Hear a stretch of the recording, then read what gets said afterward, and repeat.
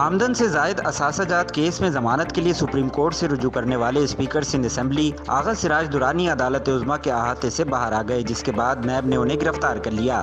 آغا سراج درانی نے کہا کہ میں پہلے بھی مقدمے میں گرفتار کیا گیا تھا، میں گرفتاری سے نہیں ڈرتا، سپریم کورٹ سے ریلیف مل سکتا تھا اس لیے یہاں آئے تھے۔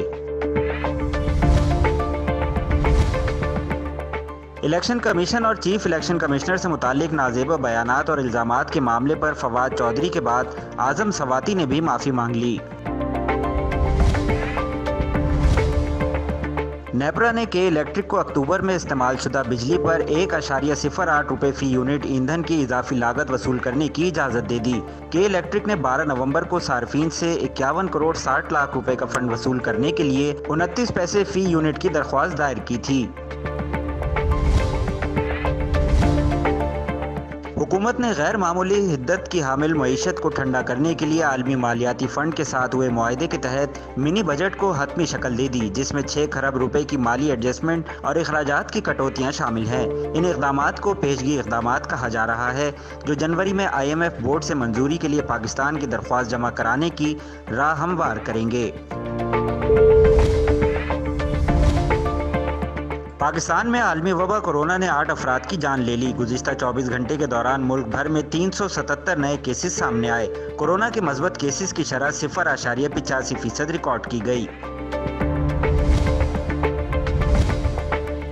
National command and operation centre نے بوسٹر ویکسین کے لیے عبوری گائیڈ لائنز جاری کر دی۔ NCOC کے مطابق بوسٹر پہلی ویکسینیشن کی تکمیل کے 6 ماہ بعد لگے گا اور کورونا سے صحت یابی کے 28 دن بعد بوسٹر لگایا جائے گا، جبکہ بوسٹر ویکسین سائنوفارم، سائنوویک، فائزر اور ماڈرنا ویکسین کے لگائے جائیں گے۔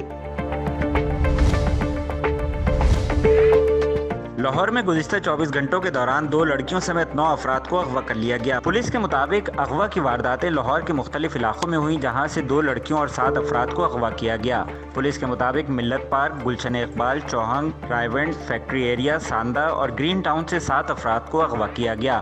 پولیس کا کہنا ہے کہ اغوا کے تمام واقعات کے مقدمات درج کر لیے گئے ہیں۔ ادارہ شماریات نے تجارتی اعداد و شمار جاری کر دیے، جس کے مطابق جولائی سے نومبر تک تجارتی خسارہ 20 ارب 59 کروڑ ڈالرز تک پہنچ گیا۔ نومبر 2021 میں برآمدات 2 ارب 88 کروڑ ڈالرز رہیں اور نومبر 2021 میں 7 ارب 84 کروڑ ڈالرز کی درآمدات کی گئی، جبکہ نومبر 2021 میں تجارتی خسارہ 4 ارب 96 کروڑ ڈالرز رہا۔